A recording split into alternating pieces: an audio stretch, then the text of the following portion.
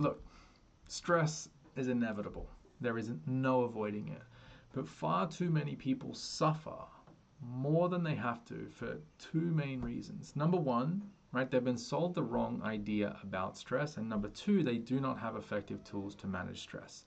In this video, what we're going to dive into is some of the current research behind stress and what it suggests. And honestly, it's pretty wild how a few simple shifts can have such a dramatic impact on how we respond to stress. And we're also going to explore what I see to be the three most effective strategies that you can use to develop a better relationship with stress. So let's jump in. You turn on the news today, you talk to your doctor, you go on social media, what do you see? You're bombarded with information telling you how stress kills, how stress is worse than smoking, how stress is linked to heart disease, to cancer, to liver disease, to lung disease, to suicide, right? This story behind stress isn't really accurate, right? First, we have to actually understand what stress is and the fact that there are two very different forms of stress, right?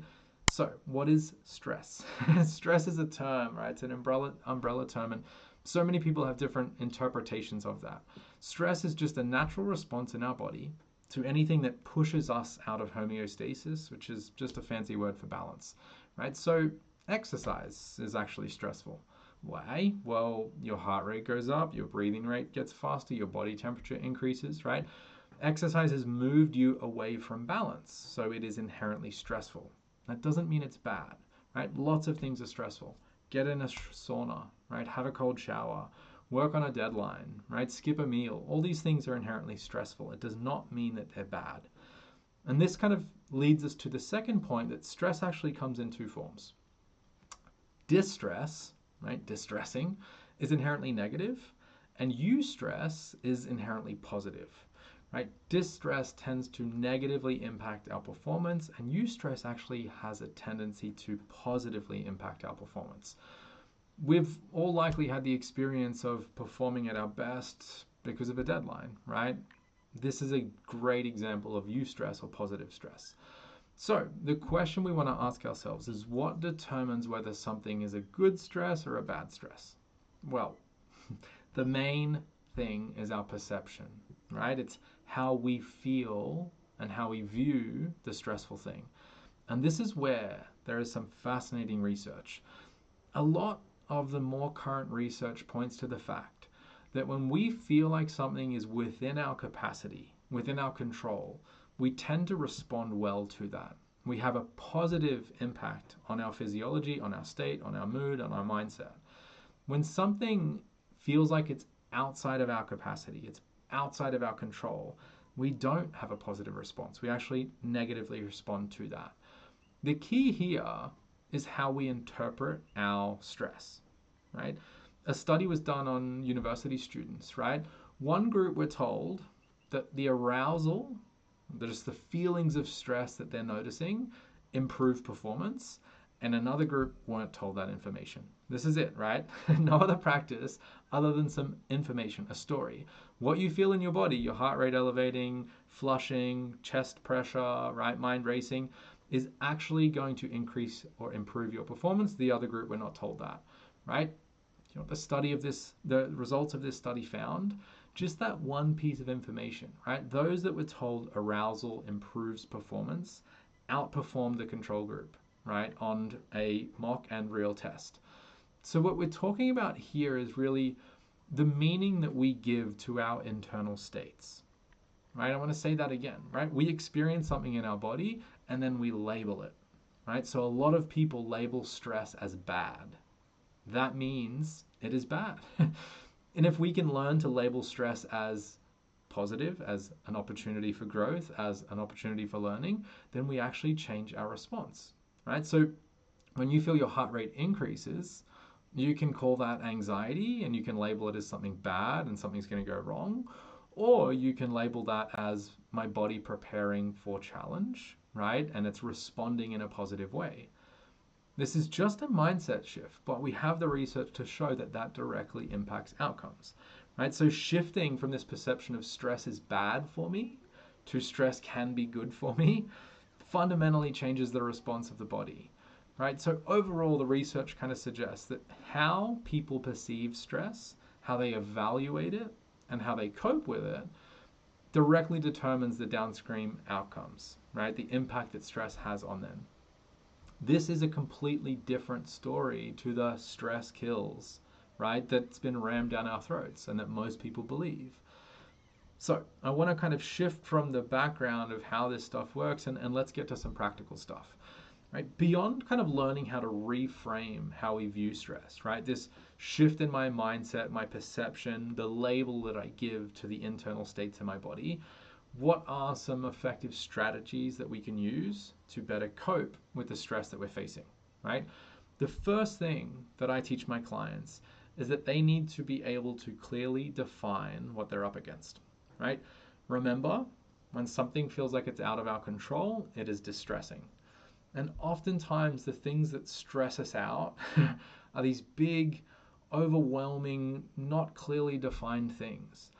If my brain doesn't know how to tackle a task, it gets thrown in the stressful or the distressing bucket, right? It's like standing in front of a mountain and not knowing how you're going to get to the top, right? Being worried about how you're going to summit the peak and not focused on just the steps in front of you, right? So breaking down the stress into these actionable items, right, is the key for my brain interpreting it as this is something that's within my control. So let's say you're stressed about some big work project, right? When it's just deemed as that, there's this big thing that I have to do, it's distressing. What are the small things you can break this down into? Are there certain people you need to contact? Is there research you need to do? Is there a presentation? Do you have to write a pitch, right? When I break down this like project into contact these people, do this research, write this outline, right? Those little things are definitely within my capacity. The big entire project is beyond my capacity. It's distressing. But when I get back into this kind of within my capacity mode, it means that stress becomes performance enhancing, right? Rather than performance reducing. The second thing is really looking at our stress capacity, right? I always like to use the metaphor or analogy of a bucket, right? We have our bucket of stress tolerance. When the bucket overflows, right, this is chronic stress, this is maybe even burnout, right? And this is where my performance just falls apart. Now, we all, as each of us as individuals, have stress decreasing or stress reducing activities. These are the things that empty the bucket. We also all have stress increasing activities in our life, right? These are the things that fill the bucket. After this video, I encourage you to do this little practice, right? Take out a piece of paper and write down all of the things that fill your bucket, right? What are the things that stress you out? You don't have to overthink it. You can just sit down and just jot down a list of things, right? Not sleeping well, going to the dentist, right? Certain projects at work, certain people you have to hang out with, a long commute, traffic, whatever the things you know that kind of stress you out. And then also write out a list of the things that empty your bucket, right? What are the things that inherently help you de-stress? Again, you don't have to overthink this, just do it, right?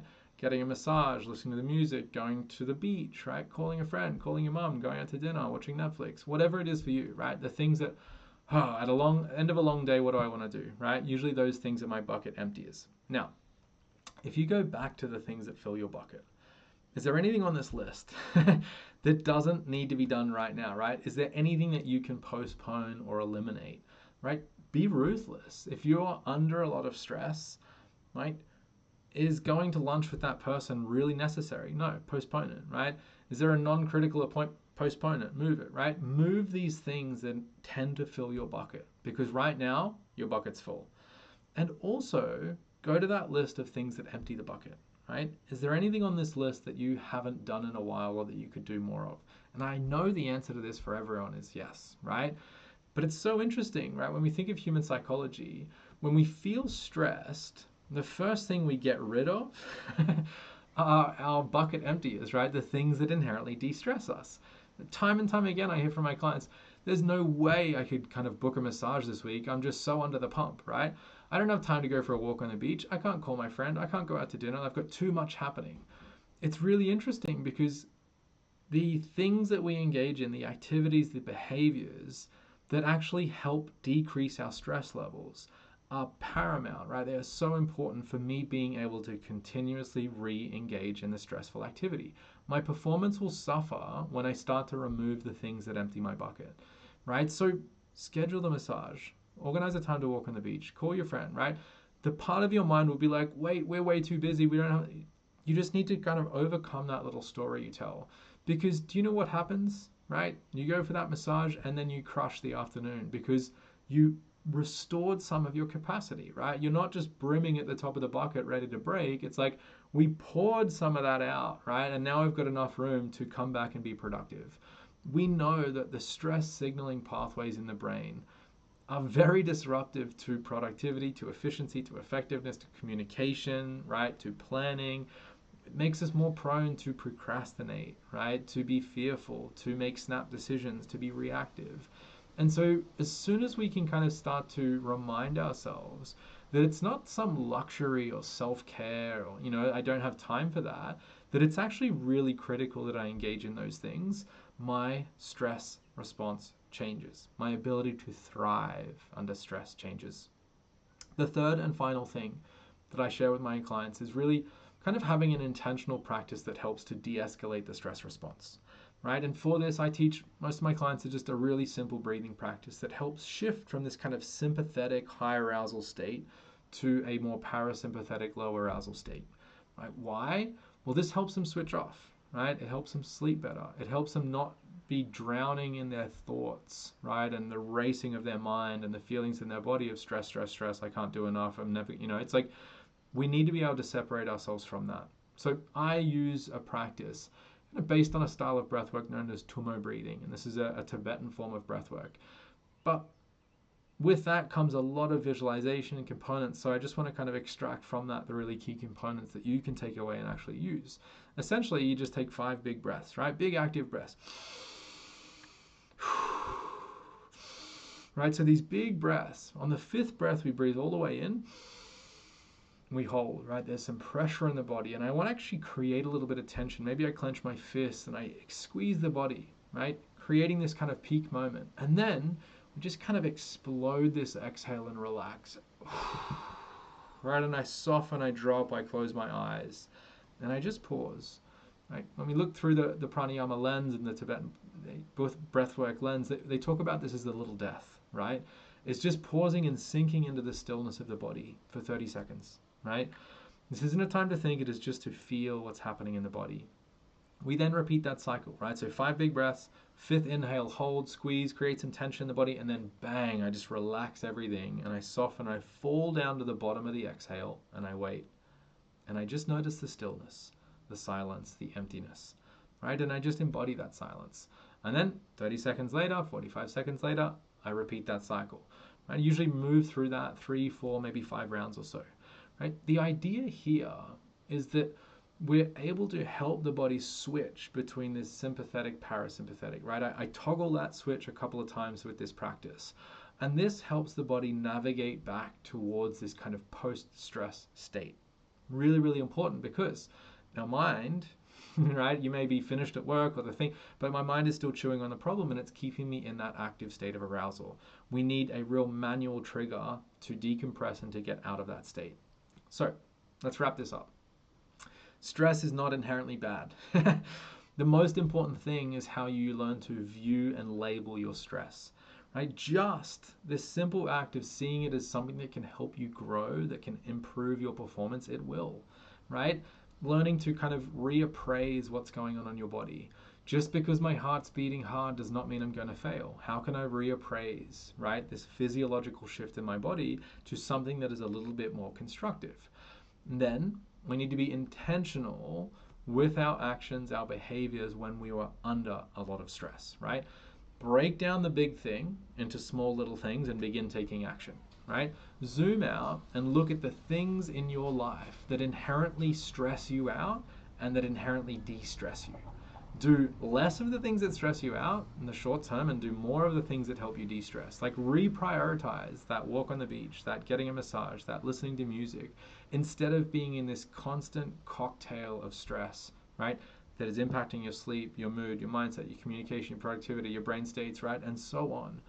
And then finally, is learning how to take control of your nervous system, of your stress response, and doing that through breathing, right? Stress is a massive problem today, right? And it's that big of a problem because most people have been sold the wrong idea.